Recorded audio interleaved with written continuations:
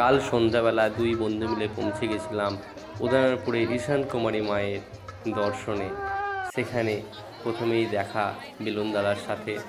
তখন মেলার মধ্যে যথেষ্ট ভিড়, সেই ভিড় কাটিয়ে আমরা পৌঁছালাম মায়ের মন্দিরের সামনে। তখনও বাতি ও ধূপ দিয়ে সবাই মাকে পুজো দিচ্ছেন। সেখানে শুধু মা নয়, তারা মা, বাসুদেব, শ্রীকৃষ্ণ, রাধা, শিব পার্বতী, ব্রহ্মদেব, সমস্ত দেবতাগণ সেখানে বিরাজমান। সেখানেই দেখলাম আমাদের উদয়পুরের বিধায়ক মহাশয় গেছেন পুজো দিতে। তারপর আমরাও মায়ের দর্শন করলাম। জয় মা ঈশান কুমারী, সবাইকে ভালো রেখো মা। মন্দিরের পেছনেই মেলাও চলছিল, সেই মেলার মধ্যে প্রবেশ করে কিছুটা সময় কাটিয়ে আমরা বাড়ির উদ্দেশ্যে রওনা দিলাম। আজকের মতো এখানেই টাটা। আপনাদের কেমন লাগলো ভিডিওটা অবশ্যই জানাবেন কমেন্টে। Bye bye.